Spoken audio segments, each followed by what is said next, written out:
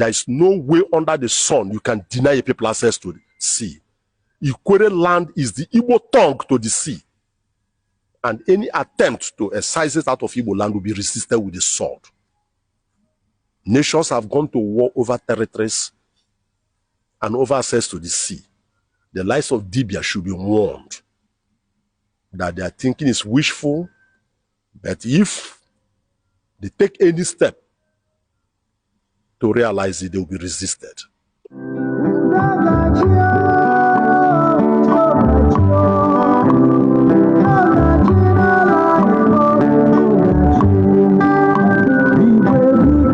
It's important that people don't even know the import and place of language.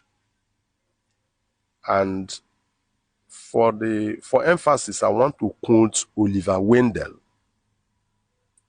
who in 1866 stated and made it clear that every language is a temple in which the soul of those who speak it is enshrined. Every language is a temple in which the soul of those who speak it is enshrined. Now,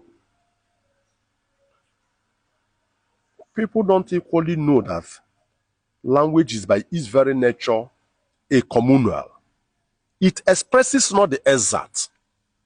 It expresses not the exact, but it is a compromise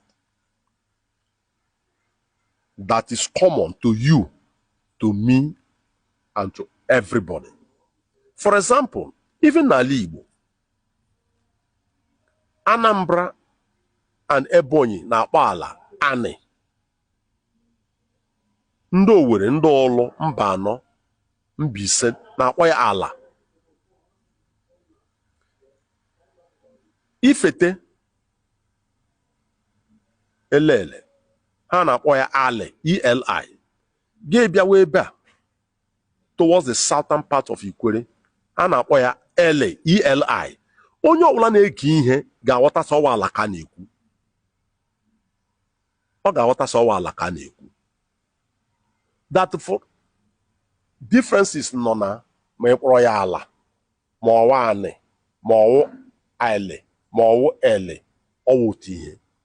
Ga-ebịa mmadụ asị Igbo gbanwere aha kpọọ ya ụmụ, ma ịkpọrọ ya ụmụ, ma ọwụ ụmụ, ma ọ wụrụ ụmụ, onye na-ege ihe ga-aghọtasị ọwụ ofu ihe ka ị na-ekwu. Why are people trying to undermine themselves by undermining their own collectivity, undermining their own community, their own commonwealth? But for emphasis, it is important, I restate, that he believes that if he insults, if he says something different from what onye ndu ndị Igbo, Chief Emmanuel Anyanwụ aga so ọ pụtara na mmadụ okwu ụlọ ụka. If he says something different from what you have said or try endeavor in vain to contradict him, people will say, oh, somebody has spoken. But Dibia till he will die. Till he will die, it's not worthy to touch Iwanyanwu's sandals. And it has to be reported clearly. Until the day he will live on earth and die, he cannot touch the feet of Iwanyanwu. He cannot touch Iwanyanwu's sandals. And Iwanyanwu didn't, it was not only IKWERRE Iwanyanwu said were Igbos. He mentioned other groups. If you read my article in the Vanguard of December 5th, 2020, pages 1, 9, 10, 11, I made it abundantly clear that those who are thinking that they can remove IKWERRE from Igbo land, that's a wishful thinking. It can never see the light of the day. No race, no race, no race, no nation will allow themselves to be denied access to the sea in modern history. No man will allow his tongue to be cut off. He's the source of life.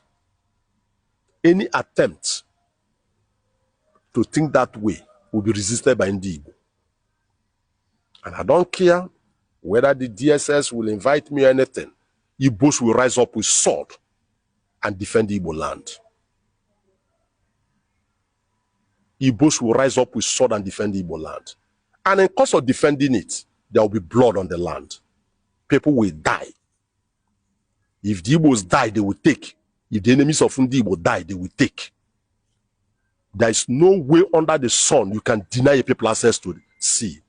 IKWERRE land is the Igbo tongue to the sea. And any attempt to excise it out of Igbo land will be resisted with the sword. Nations have gone to war over territories and over access to the sea. The lives of Dibia should be warned that their thinking is wishful, but if they take any step to realize it, they will be resisted. In the battle, if they kill all Igbos, Igbos will enjoy it. If Igbos kill them too, they should enjoy it. In war, people must die. Either ways. In war, people must die. There's nothing like peaceful war. There is no way you give birth to a child that blood will not stay in the hands of the nurse or the doctor.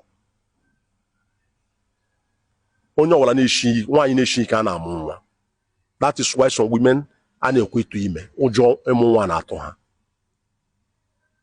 If he thinks, and his co-travelers thinks this way, I've said it before, it is in the vanguard, that Ndi will rise up with the sword to secure access to the sea.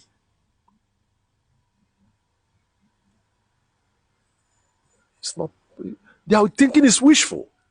In 2024, it's wishful. They can't see the light of the day.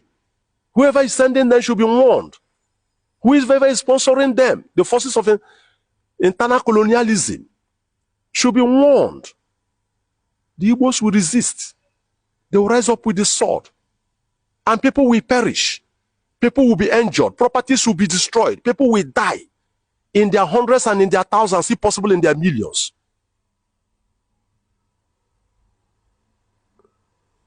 Thank you. Thank you, my barrister.